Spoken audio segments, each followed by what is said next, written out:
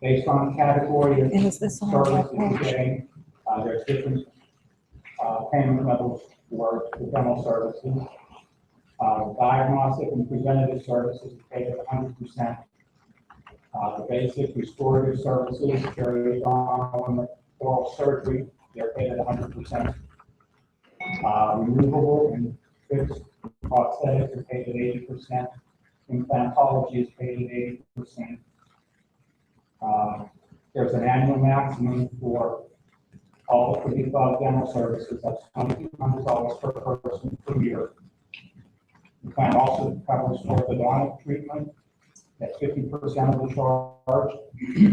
There's a lifetime maximum on orthodontics, and that's $2,250 per individual per lifetime.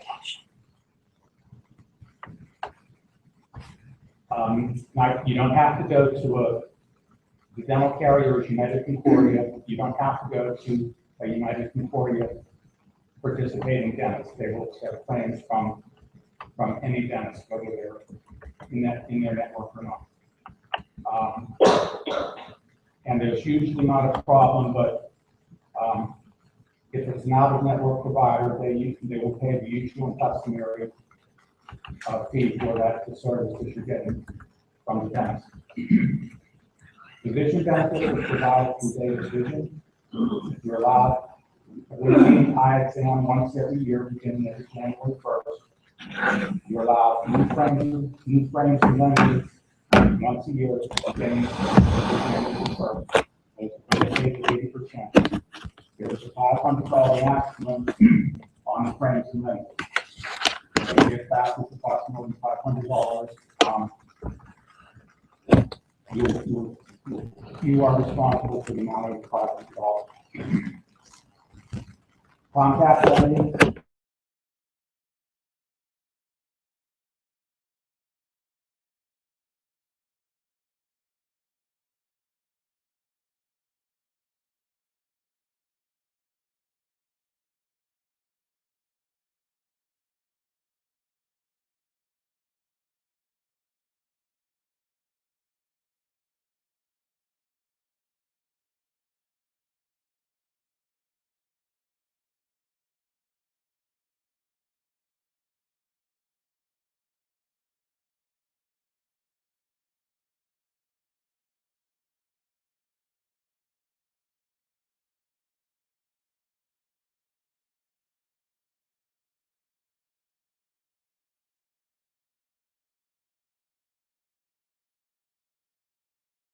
Still be covered under our program, but on a secondary basis. Okay. And we also have the birthday rule for your dependent children. And what this means is that if you and your wife or you and your husband both are employed and you both have coverage from your employer, then whoever birthday falls earlier in the year, either you or your spouse. So let's say you're born in May, your spouse is born in August, then our program will be primary because your birthday falls earlier.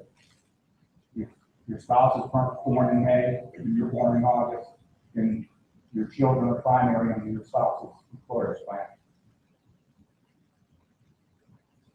Okay. And if anybody has children from a prior marriage or any stepchildren, you should contact the personnel department. So that there's very specialized rules to determine which program is primary. If you have children from a divorce, or you marry somebody and you have stepchildren, to determine which plan is primary and which is secondary. Medical insurance is continued for retirees. Once you retire, so that would be you spend your career working, you can get to the point that you retire, you're actively employed one day, and you retire the next. Okay. To have retiree medical insurance, the general rule is that you must have 10 or more years of vesting service when you retire to have medical insurance as a retiree. Okay. Now there are some exceptions to that. if you retire on a disability pension, you would continue with your health care. If you were to die as an active employee and your spouse would be entitled to a pension benefit, then the spouse would continue with retiree insurance. And for anyone who was an employee on January 1 of this year, and they were 65 years of age and had 5 years of vesting service, they will have health insurance when they retire. Okay. That is because that's, in the last round of negotiations, these rules were negotiated with the bargaining committee of the labor. So anybody who was an employee on January 1, 2015 is grandfathered as long as they're 65 and had 5 years of service.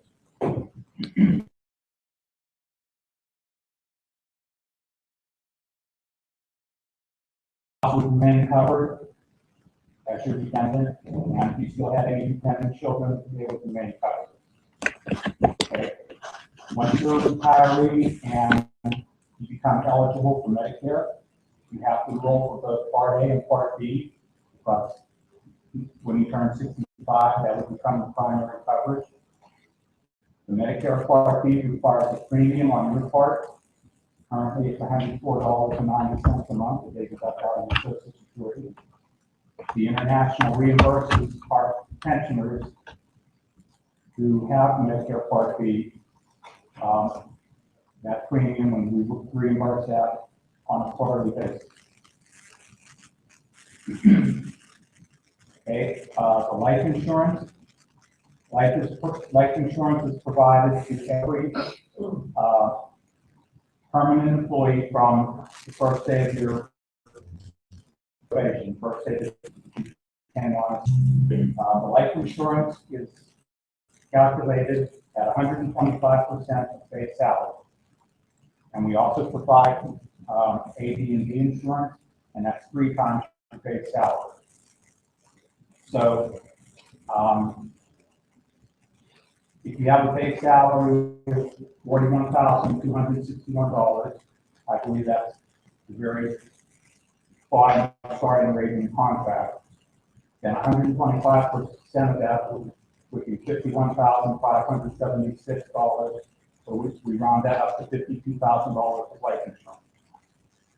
Likewise, if we take that $41,000 and multiply it by 3, that comes out to $123,783.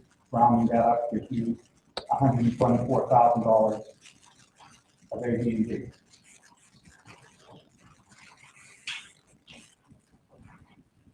Okay, if you're married, your spouse has a flat amount of $20,000 of spouse life insurance.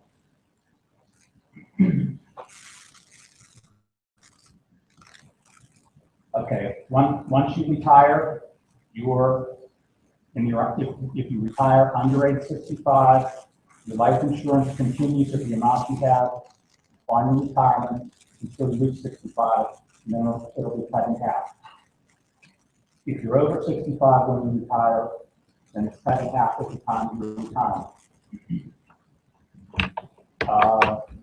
People retiring after July 1, 2010, the $20,000 of spouse life insurance will not be reduced. It will be continued at that amount forever going forward.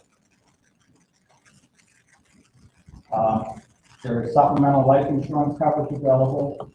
Our life insurance carrier, which is the Hartford, they do offer supplemental life insurance. That will be for you, the employee, your spouse, your eligible children, dependent children.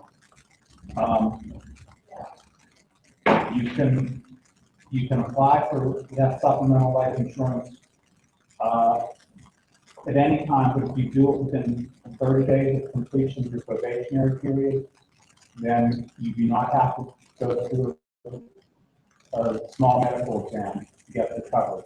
If you do it after the 30-day period, then Hartford requires that you go through medical evaluation. With your spouse or dependent children, with defined supplemental life insurance, then they would have to go through a medical review. Okay? We have long-term care insurance. Okay? Now, long-term care insurance, for those of you who don't know what it is,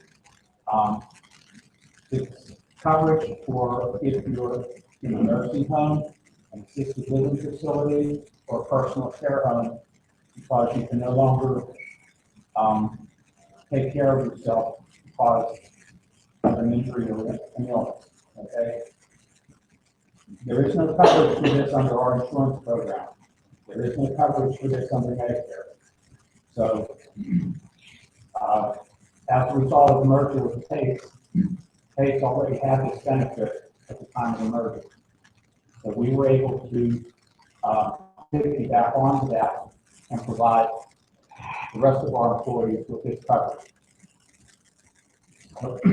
We now provide every employee with a base amount of a $2,000 monthly long-term care benefit.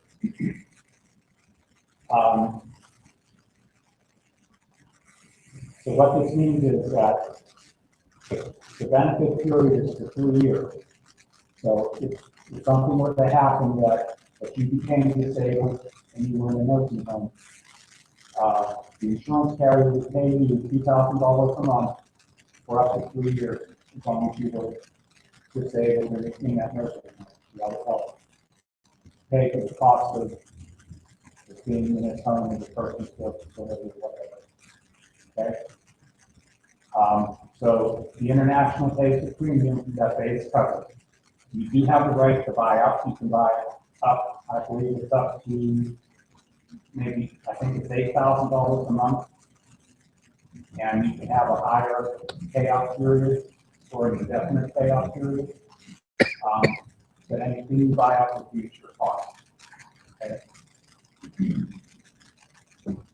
Again, it has the same time limit that if you want to buy up, you have 30 days from the date you complete your probationary period to do this without a medical exam. You could do it at any time after that, but you have to complete the medical exam to the insurance company. Okay. This coverage is it's also available. You can buy coverage for your spouse. You can buy coverage for your children. You can also buy coverage for any of your other relatives, any of your family members. Your mother, your father, your brother, they can all buy coverage, but they would have to go through the medical review. And of course, that cost would have to be paid by them. Okay, the rates for this coverage, the younger you are, the less in premium you pay. But the good thing with that is, once you enroll in the program, let's say you're 25 or 30 years old and you enroll in the program, unless there's a general rate increase for everybody, your rate will remain the same. It will not go up in the future, okay? So your rate would be lower if you buy it at 25 or 30 than it would be if you buy it at 50 or 60. Substantially higher. Okay? We also offer an employee assistance program. This is provided through Life Solutions, and I believe they're affiliated with UPMC somehow. And this program would offer you employee assistance if you have any type of problem that you need to talk to somebody with, or to get a recommendation on maybe where you can get help with something, like if you have any family or marital problems that you need to talk about, or you're looking for a counselor, if you're having any child care problems, and elder care issues, if you're having any other personal problems, if you're having any legal matters, if you're having work-related matters, if you have stress or anxiety, you can call the EAP program. They will talk to you in general at the beginning, and they will recommend another expert that if you want to, you can go on and talk to them. This is all completely confidential. We don't get any reports from the EAC, who called. We don't know why somebody called. We don't type of report we would get is that in the month of August, you had 3 employees call the EAC. So we would get a bill for 3 employees utilizing the program. You don't know any names. You don't know any reason. So I'm just stressing that it's very confidential.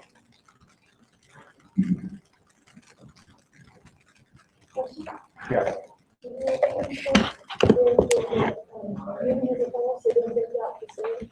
You don't break out what? Location. No. No, like I said, we just get, it's like an invoice for 3 employees who utilize the program. We don't know whether it's in Denver or Boston or Pittsburgh.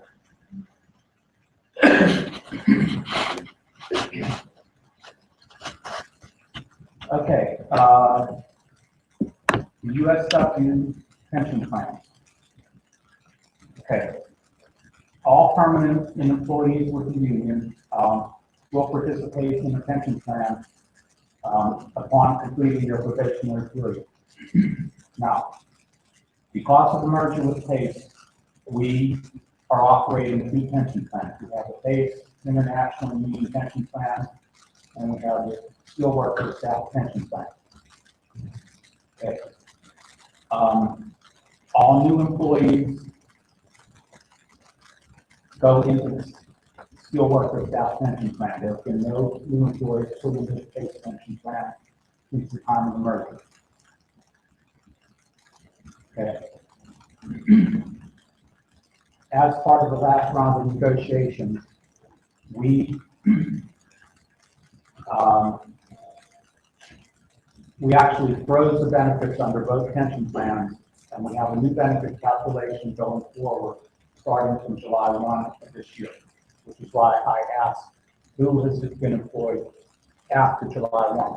Okay, the people employed after July 1 have just the new calculation going forward. That will be the benefit. For everybody else who's been on the payroll before July 1, you're going to have a legacy pension benefit, which your benefit accrued up to June 30th. Then you're going to have career benefit from July 1 going forward whenever you retire. If your probationary period started before June, is the pension retroactive from the beginning? Yes, what happens is that once you become probationary, once you become permanent, you become permanent September 1. So if you're going on probationary March 1, when you become permanent, you go back and recognize your probationary period. So you're actually an employee prior to the July 1 change date. What about if they're casual? Okay. There's also a provision in the pension plan that if you work continuously as a casual, when you become permanent, we will go back and look at that casual service. If it was continuous, then we will backdate you to begin the time of that casual service. If that took you back prior to July 1, then you will have partial benefit under the legacy calculation and rest of the benefit under the career benefit. Okay.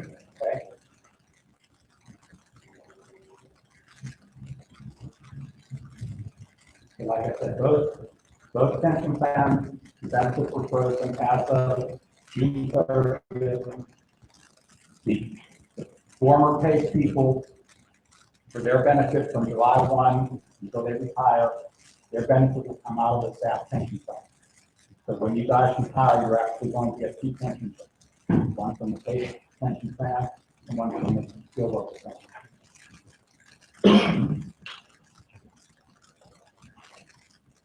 Okay. Investment under the pension plan takes 5 years of participation in the plan.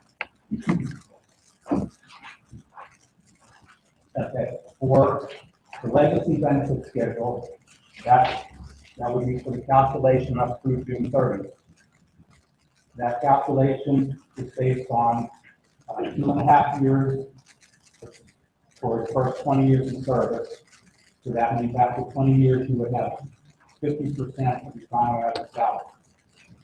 If you work beyond 20 years, you get 1% for each of the next 5 years. So if you had 25 years of service, your pension would be 55% of your final average salary. And then you get 0.5% for all of the years above that. So that's the calculation of the legacy portion of your pension up through June 30th. The career benefit calculation starts at July 1.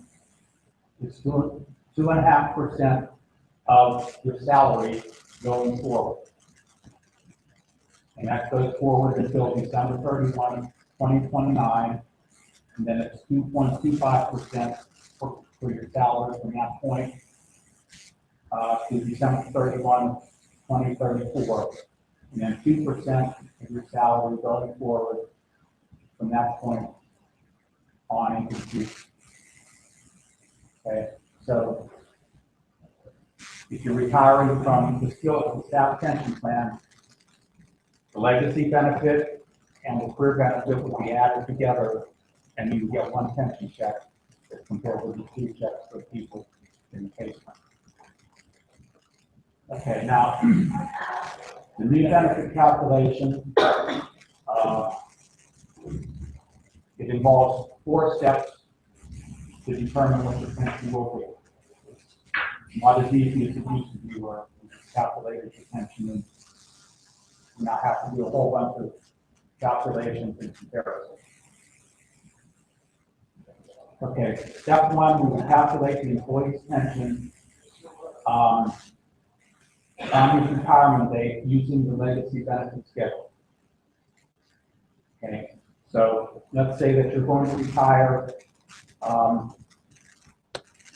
Think of this example, I use March 1, 2035. Okay. We calculate your pension using the legacy benefit schedule. Okay, and whatever that comes out to be, let's say it's $1,000 per month. There is a safety net of 9 to 7% of that, and a maximum of 100%. So we calculate your pension when you retire as if the plans never change. Okay, that's the first thing. Then we calculate your legacy pension benefit as of June 30th, 2015. Okay, so in step 2, I assume that the person's legacy benefit calculation as of June 30th was $100 per month. Okay, and so then that means between July 1 of this year and when they retire in 2035, they accrued $900 in additional pension based on the old benefit calculation.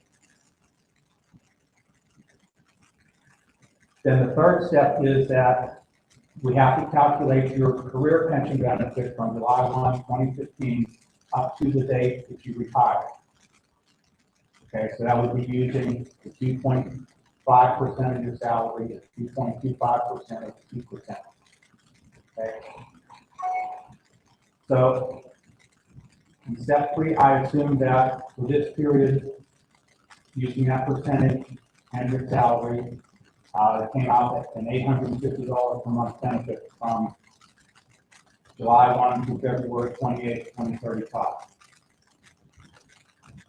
Okay, so when you add the 2 pension calculations together, the $100 pension amount from step 2 plus the $850 pension amount from step 3, that resulted in a total benefit of $950. Since this $950 is below the 97% safety net that was up in step 1, then your pension will be increased to $900, the safety net box.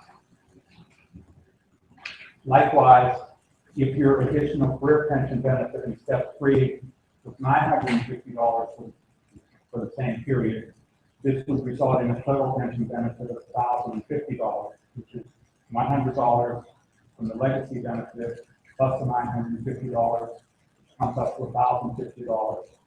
So your pension would only be $1,000 per month, which is 100% of what is in by the calculation not changed. Okay. I know it's all very confusing. But we will work through it and we'll answer any questions that you have and provide you with any information you need in planning your retirement. Okay. Normal benefits under the pension plan. To get a full unreduced pension benefit, you have to be 60 years of age and have 10 years of service.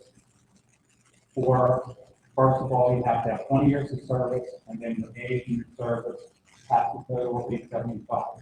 This is known as the Rule of 75 pension. But the most important thing to remember on that is, first of all, you have to have 20 years of service for the Rule of 75. You can't have 19, you cannot have 19 years of service and 50, whatever. You have to have 20 years of service. Okay, you can take a reduced pension at any point after attaining age 50 and after having 5 years of service. But your pension would be reduced based on the number of months that you were either under age 60 or under age 65. If you had 10 years of service when you retired, the reduction would be for each month under age 60. If you had less than 10 years of service, it would be for each month if you were under age 65. You could retire on a disability pension, but first of all, to be eligible for a disability pension, you would have to not be eligible to retire under any other pension. You can't retire under an age pension, means you have to be under age 60, and you can't be eligible to retire under the Rule of 75. Okay, so what that means is if you're already eligible to retire, you cannot apply for disability. Okay, you would have to submit sufficient medical information for proof of the trust committee that you were permanently disabled. If you did retire on a disability pension, there is a supplemental disability pension benefit that would be paid up to the age of 62, and that would be in the amount of $600 per month, and that would be payable if you were denied Social Security disability benefits. So you would have to apply for the disability pension, then apply for Social Security disability benefits. If they denied you those benefits, we would pay you an additional $600 per month. Okay. If you are permanently disabled, or if you think that you might be disabled, even though you don't qualify for the disability pension, you could be able to draw down 60% of your life insurance as a permanent disability. But you would have to meet requirements that are established by Hartford to be considered disabled.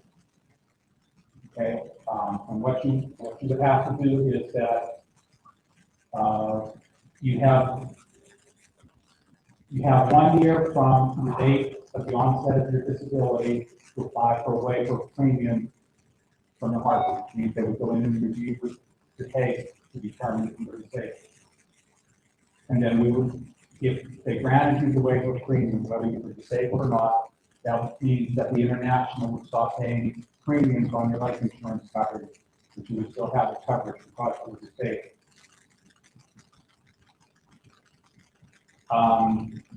Then at that point, you have 2 years from the onset of your disability to actually apply for the permanent and total disability benefit, which is the drawdown of the life insurance. So we'll talk about salary continuance in a little while, but in the event that anybody goes off on sick leave, okay, you have a stroke or severe heart attack or something, that you are disabled, we provide salary continuance for temporary disability so that you can recover from the disability and return to work. But if you're off for 2 or 3, 4 months, you will be losing to apply for the waiver of premium benefit from the insurance carrier to at least get that claim on file while you're out there on sick leave. Okay, surviving spouses pension. Okay, the staff pension plan provided for an automatic 50% legacy surviving spouse benefit for all those benefits accrued through June 30th. And there was no reduction in the employee's pension to provide that benefit. For the career pension benefit after July 1, 2015, the 50% surviving spousal pension is replaced with a 50% joint survivor option, and that is subject to a reduction in the employee's pension to provide that benefit. Employees retiring can also elect a higher survivor benefit, either 75% of the employee's pension or 100% of the employee's pension. But because you're leaving your survivor a higher benefit than what they would have gotten with 50% benefit, again, the amount of reduction that you're required to take is higher than what it would be for the 50% survivor benefit. The 100% survivor option does contain a top-up provision that if you elected this benefit for your spouse when you retired and then your spouse predeceased you, then your pension would pop back up to what it would have been before the 100% reduction factor was applied. Okay, so let's say you're a vested employee and you're age 50 or over, and you're actively at work when you die. Okay, so if you're an active employee in that category, we treat you as having applied for the 100% joint survivor option when you die. So your spouse will automatically get the higher pension on your death. For those people who are under age 50, actively at work, and they die, then the 50% or 50% joint survivor pension kicks in for those people. Okay. All right. We also offer a 401k savings plan, 401k savings plan in addition to the pension plan. This is where you would have money deducted from your paycheck, and it would be sent to MassMutual for investment in their savings plan based on the investment options that you choose. New hires are eligible to participate in 401k plan upon completion of their probationary period and 1 year of service. So once you complete 1 year of service and you want to participate in the 401k plan, call the personnel department for you to send you an enrollment kit. Okay, now the question was brought up about casual service a while ago. So if we grant you your casual service back for a year or two, you automatically meet the 1 year requirement, so you could start participating in the 401k plan. How much do you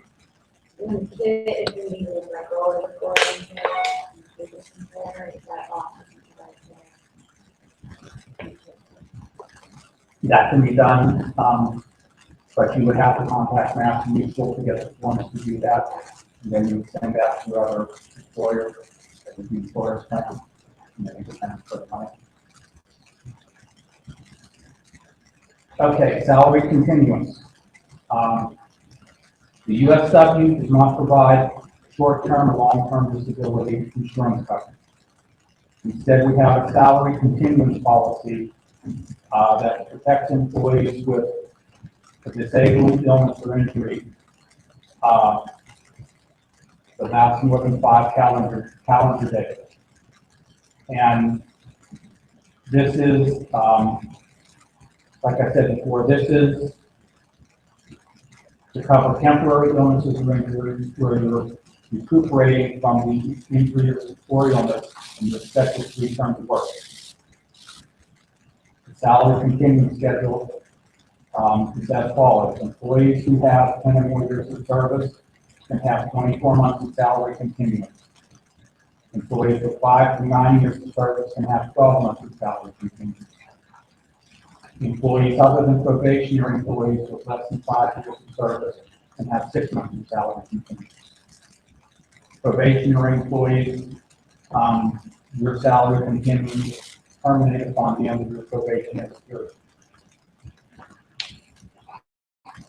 Okay, so it's extremely important that any employee who is off with an injury or illness lasting more than 5 calendar days, for them to immediately notify their director or department head and the USW Personnel Department of them being off on sick leave. Okay? Vacations. Your vacations are accrued as of the first day of the calendar year, according to the following schedule. If you have less than 1 year of service, this would be the year that you're hired, you're entitled to 1 1/4 days of vacation for each month that you work. Okay? So then, January 1 of next year, if you have 1 to less than 5 years of service, you're entitled to 3 weeks of vacation. 5 to less than 15, you're entitled to 4 weeks. 15 to less than 20, 5 weeks. And 20 years or over, you're entitled to 6 weeks of vacation. Employees are encouraged to take their vacation time off every year. The international frowns upon vacation carryover, and as a practical matter, vacation carryover is very rarely permitted. So schedule your vacation, don't wait till the end of the year to try to get it in. Make sure you get your vacation time, take the time off. If your department head grants you vacation days as a home employee, is that looked at as a break of service? No. I think there's something in the contract that you could have up to 15 days of vacation been approved by your department. Okay. The international also has a wellness program. Okay, this is for employees, their spouses, retirees and their spouses, and for surviving spouses. We have found out in the past that we've had some employees that would not go to the doctor, would not seek medical care. Okay. We had a couple employees who hadn't been to the doctor in 20 years. And all of a sudden, they have a heart attack or stroke. Okay. And then they were off work for 6 months to a year. Plus all the high medical bills were associated with that. So we instituted this wellness program a couple years ago. The wellness program is administered by Redbird Health. They provide wellness programs to a number of the employers to which our members in the field have access to. They have a good track record with our membership in doing these wellness programs. So that's basically why we chose Redbird to be the administrator of the program. Okay. Once you're on the payroll for the international and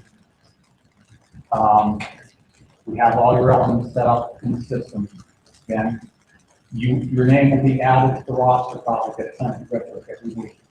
So once you're on the payroll, get your first paycheck, you will be able to participate in the wellness program. The first thing you need to do is go to Redbird and log on at their site and create a profile to use And your spouse should do the same thing. Once you create the program, you need to complete an online health risk assessment, which is a survey. You and your spouse both need to do that. And then after completing the health survey, you need to arrange for a very basic health screening, which is they draw some blood, they do some very routine blood work, they do a lipid panel and a few other things. And then they submit those results regularly. Again, this is very confidential. We don't know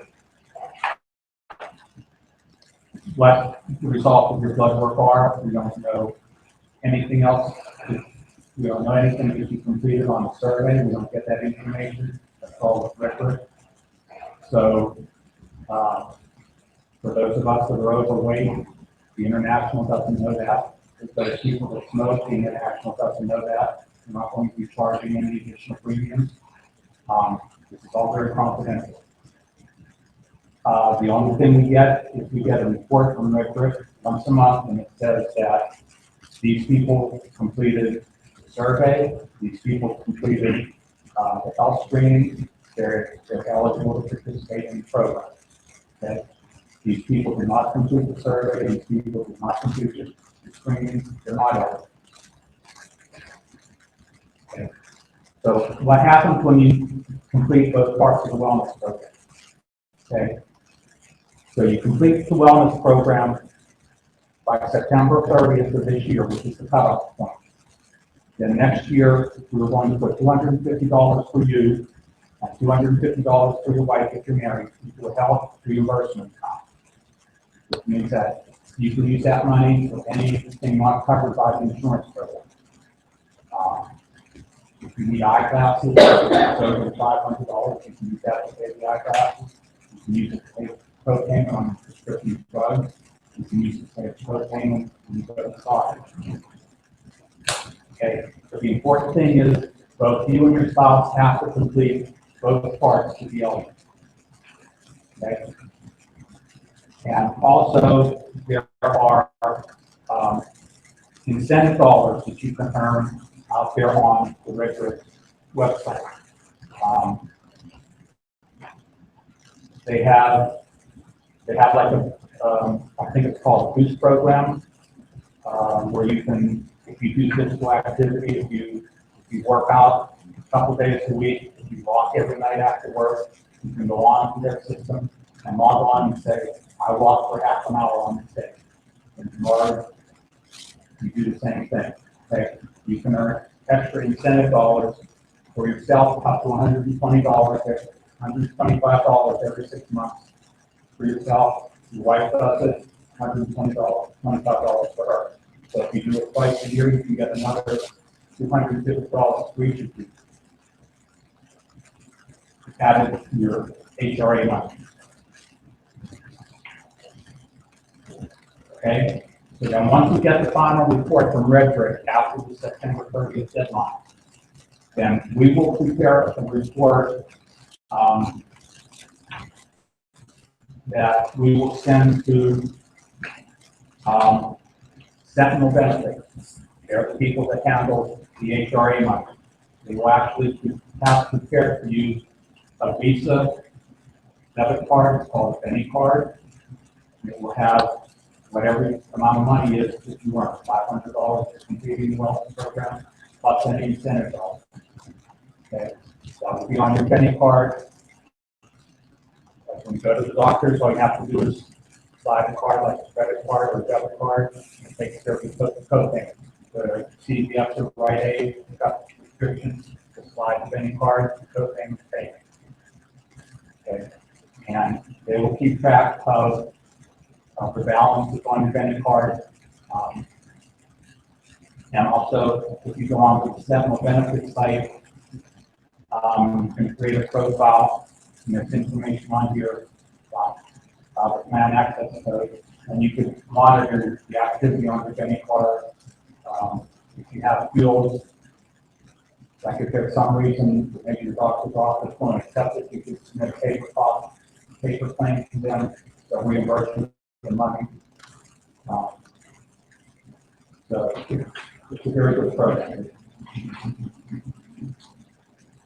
Comes from your account. So. No, that was a lot of information. Went through it very fast. So, Paul, can you get a copy of your handout that we can send to people in the field? Thank you.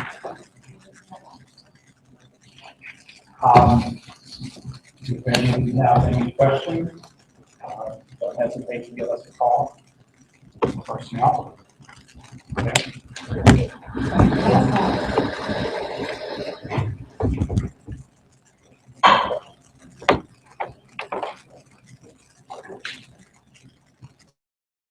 I'll tell you, if you don't complete the wellness program, you have a deductible under the insurance plan. So when you complete the wellness program, your deductible is the next year's wage.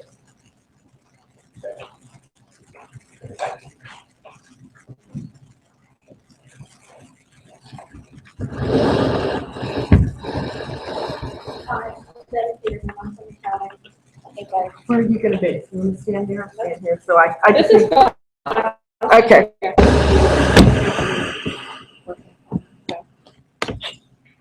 What we do in accounting is we process all the dues, money that comes in from the different employers and the different locals. That is half of our department. The other half is made up of AP, accounts payable, payroll, and finance. So I'm gonna go over the payroll part of things for everyone. We're paid semi-monthly for the 15th and the last working day of the month. You are eligible for direct deposit, and you can have your check or your pay deposited in up to 3 accounts. So you can have a portion go into the savings and the rest go into a checking, or however you want to do it. You're also eligible to have your expenses paid via direct deposit.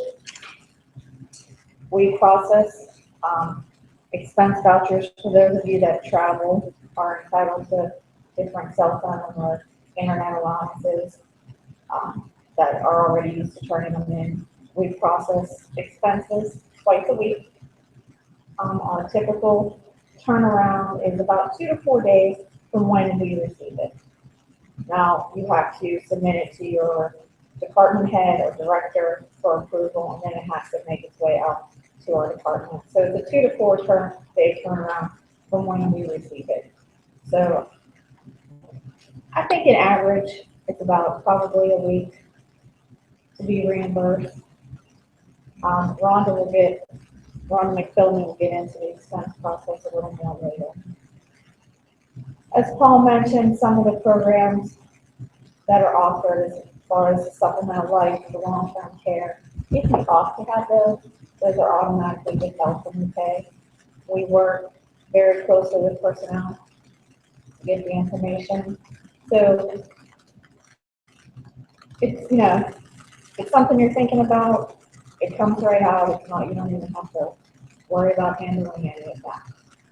The 401k, once you're here a year, if you want to partake, you can also come to us for the package, and again, that is just automatically withheld, the free tax deduction from your pay. We offer free tax transportation benefit to the employees in Pittsburgh and in Washington, D.C. So if you park somewhere or you take a bus, you're eligible to partake in the program. We have the forms in payroll. They can be emailed to you. It's going to save you your monthly costs and taxes off of whatever your bus pass is. The bus pass limit this year is, I believe, $130, and parking is $225 maximum. So you do have to show proof that you're buying a bus pass or that you're parking somewhere. You can participate in both. If you you have to pay at a parking lot, and then take the bus, and yes, you can park with the building. Outside. You can, Contact you guys, contact, our contact. you can contact us, payroll. Okay. The parking lease, if you do have a lease in the building, in the garage here, that is automatically deducted from your pay. I believe there's a waiting list for the garage. I'm not sure what the wait is right now, but, yeah, I'm not sure how long you've been on the list. Yeah, well, first. It varies, so, that you contact Mary Costa, and she'll put you, her secretary, Sam Haas, will put you on the list for a lease. As far as your salary goes, you're on an automatic progression. That is done every 6 months. We handle all of that. If you ever have a question where sometimes depending on what day you started, you might not see a big increase in your pay, and thought, feel free to ask. We'll go through it with you. It can be, we know it can be confusing, so just come, ask, call, whatever you want to do. I don't think I really have anything else unless anyone has any questions. If you have any questions about your pay, just come up and ask or send me an email or call. I'm going to hand it over to Rhonda McPhillamy. She's going to go over expense vouchers and the process with that.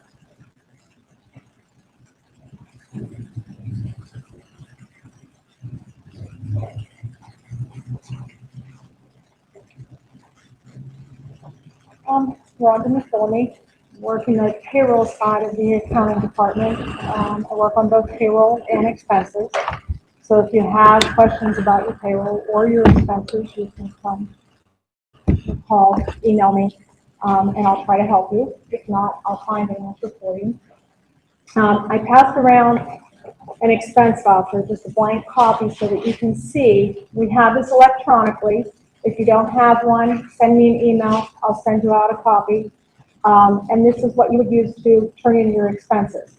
For those of you that are clerical, you may never have the need to use this.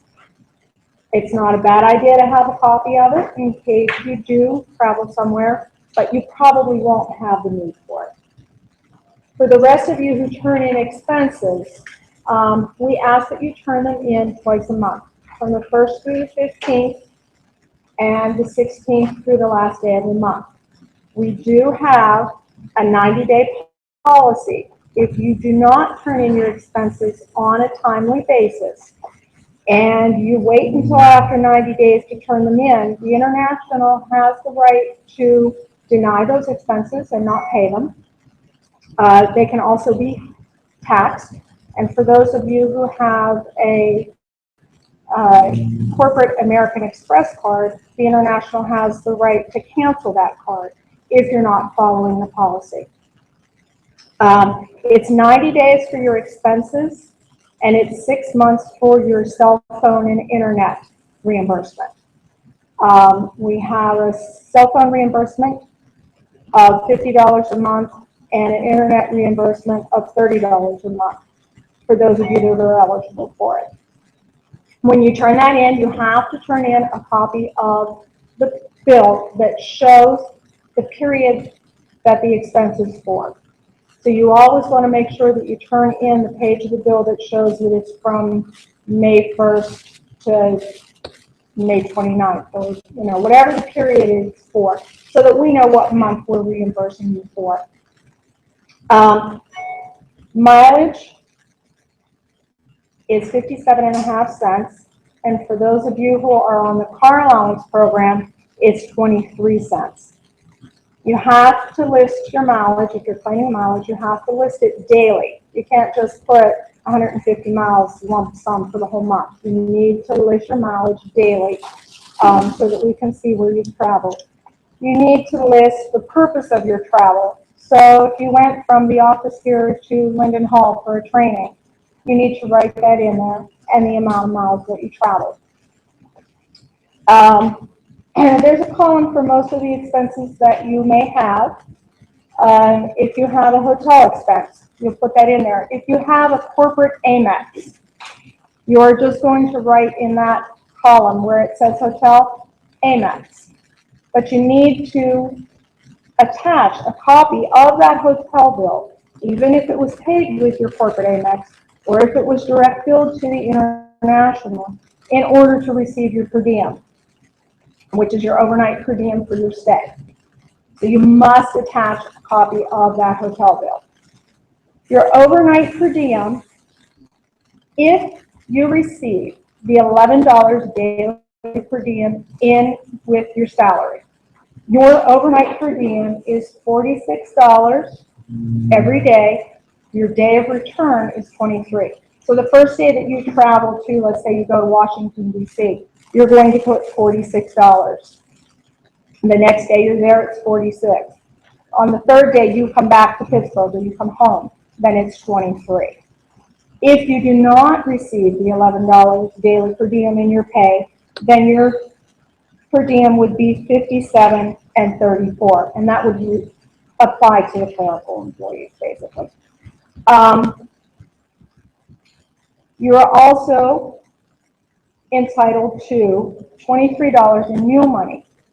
If you travel 100 miles round trip from your home area, so if you travel 100 miles from Pittsburgh, you're assigned to the Pittsburgh office, and you travel to Cincinnati, Ohio, and you come back in the same day, you're entitled to up to $23 in meal money. So if you stop at McDonald's on the way, and you stop at Burger King on the way home, you're entitled to claim those meals up to $23, but you must attach the receipts.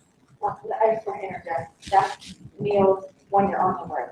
Yes, like your breakfast or your lunch. That's not, I've been out on the road all day, I'm gonna stop and meet my husband for dinner, and I'm gonna claim that. That is not the intention of that policy. And it will be reviewed, and it will be denied. When we audit the vouchers, we're looking at where you're traveling to and from, where you're going. So that's what we're reviewing to see whether this applies to you or not. If you travel from Pittsburgh to Cincinnati and you go to Burger King in Cincinnati, then yes, you were purchasing that meal while you were traveling. However, if you live in Pittsburgh and you traveled back and you come back to Pittsburgh and you bought a pizza at San Reno's, that doesn't apply. Also, if you're traveling and say you go to the steakhouse and you spend $50, we're not going to pay you $50. We're only going to pay you $23. The most important thing is to attach your receipts for everything. Toll receipts, parking receipts. You have to attach the receipts. If you don't attach those receipts, we'll deny the expense. If you have the receipt in your desk somewhere and we've denied it, then you fill out a new voucher, attach that receipt, send it back through the process, and we'll pay it. If you don't have the receipts, though, we will deny it. We are required by the Department of Labor to have receipts. It's a policy, if we audit it, and we're found that we're doing stuff without receipts, we will not. So, yes, And those miles begin from your office, not your home. That's correct, yes. We're not going to pay you mileage to go from home to work. So if you go to Linden Hall, we're going to pay your mileage from the office here in Pittsburgh to Linden Hall and back. We're not going to pay it from home to Linden Hall. When you fill out your voucher and you turn it in, you need to sign the bottom of it. If you're not on direct deposit and you're getting a check, you need to put in the address portion here. If you want that check mailed home, put your address there. If you want to pick it up, just note we'll pick up. Then you need to turn it into your department head. They'll sign off on it, and then they send it upstairs to the 12th floor for a signature. Once the appropriate person on the 12th floor has signed off on this voucher, then it is sent to accounting for us to process. Once we receive it, like Debbie said, usually 3 to 4 day turnaround time. But if we don't have it, we can't process it. Be sure to sign it. If it's not signed, send it back to you for a signature. That only delays the process. So you want to make sure that you sign that voucher and have all the receipts attached.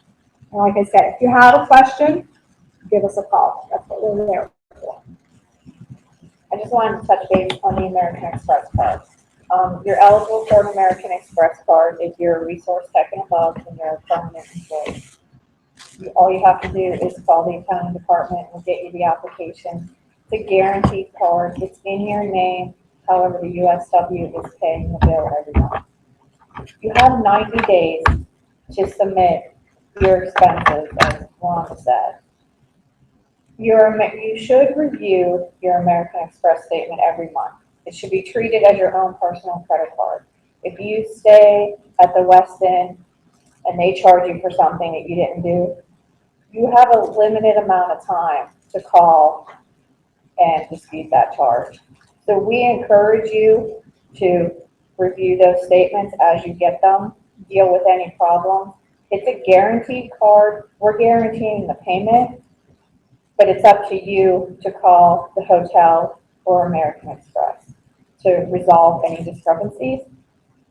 If you do not turn in your expenses and you have charges, you will get an email saying you have a charge out there. Please check your records, submit any receipts or vouchers that need to coordinate with this charge. It's a policy. Again, we're required by Department of Labor to have receipts for any transactions. So.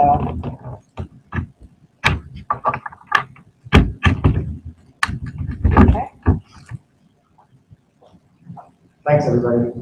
Appreciate it. Paul, do you have an electronic copy of your handout? I've got one that we can You do? scan, yeah. Okay. Cool. Thanks, guys. I tweaked that a little bit.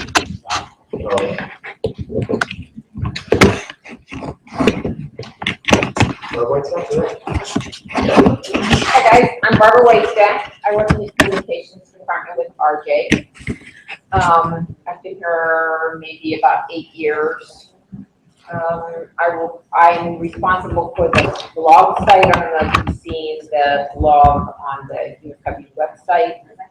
I find the stuff that's posted on that site and I write the blog that is published in the Ozark every Monday. So what I'm supposed to do here today is get you to know each other a little bit and for us to know you a little bit because you're like a class of newbies. You're the fall newbie class and it's nice if you guys know each other and can sort of depend on each other because you're going through the same thing. I mean, some of you came from Nashville, so this is a really new thing for you. It's a new job in a new city. And others of you have at least been in Pittsburgh or this region for a while, so you're a little bit more familiar. But it's nice if you have a cohort of people who are your like buddies in this new adventure. So I'm going to send 2 tablets around. I want everybody to take one piece of paper. Do you all have a pen?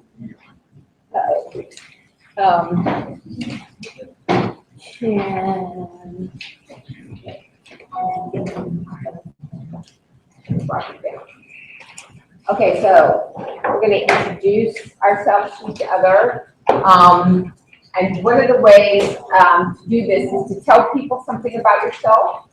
So I'm going to tell you 3 things, 3 facts about Stack. And what I want you to do on your paper is write 3 facts about yourself, except one of them won't be true.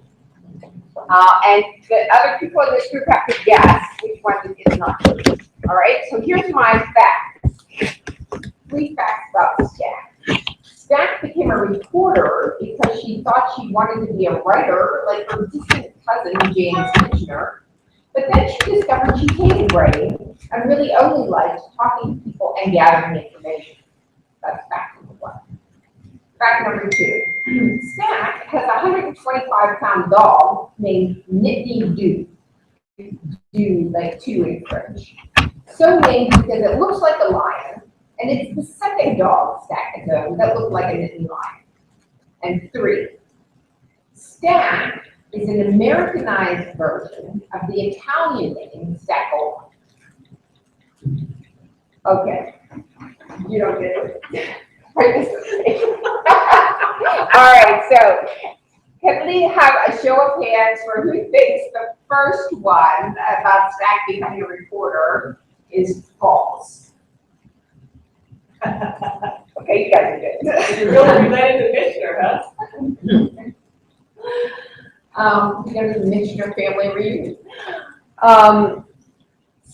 Okay, Stack has a 125-pound dog. Okay, you guys are really good. Or else Lynn gave me away. All right, Stack is an Americanized version of the Italian name Stackola. You're guessing that that's the false one, right? Okay, Stack is really an Americanized version of the Polish name Stachewski. Stachrzewski. I never had to spell it because my husband changed the name a week before we were married. That was really, pissed off our minister of Father Strong. Pens? Anybody need pens? Okay, so I want you guys to do the same thing. Write 3 things down about yourself, one of them is false. And we'll all have to guess which one is false. Anybody else?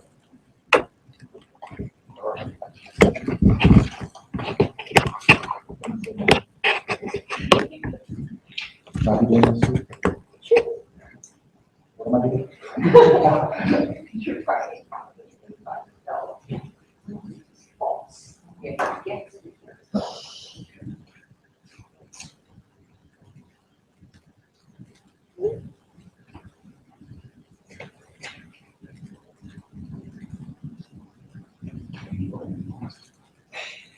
I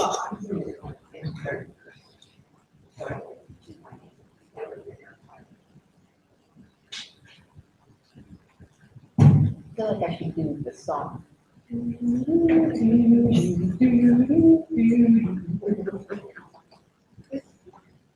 We've lost our video. Audio's working, but no video. Some guy in the field. It's really not as interesting just as radio.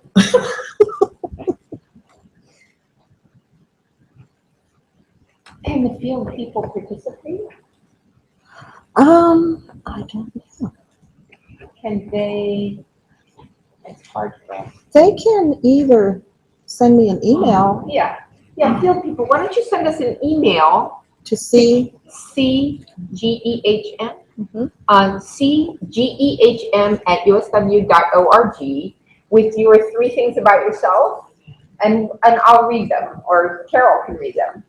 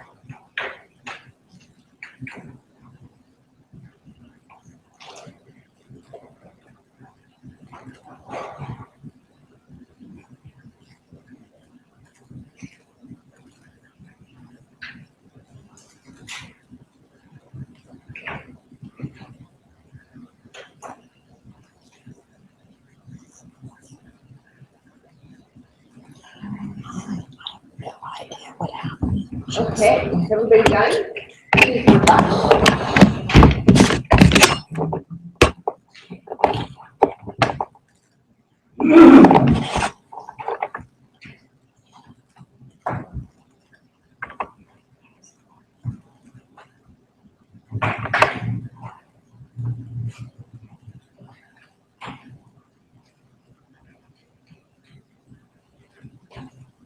interesting.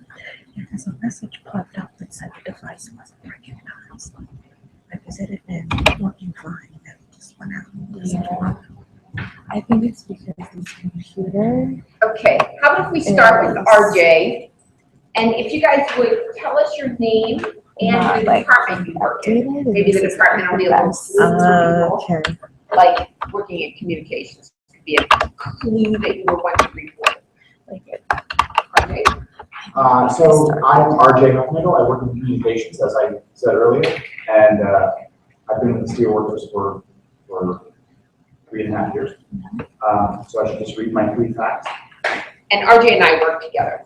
Yes, I worked with Stack for 14 years before I came here. So I've known her for about almost 20 years. Okay, should I just get into my 3 facts? Okay, the first fact is my nickname is The Juice. Fact number 2, I was born in the backseat of a car. And fact number 3 is I'm a distant cousin of the president of Ireland.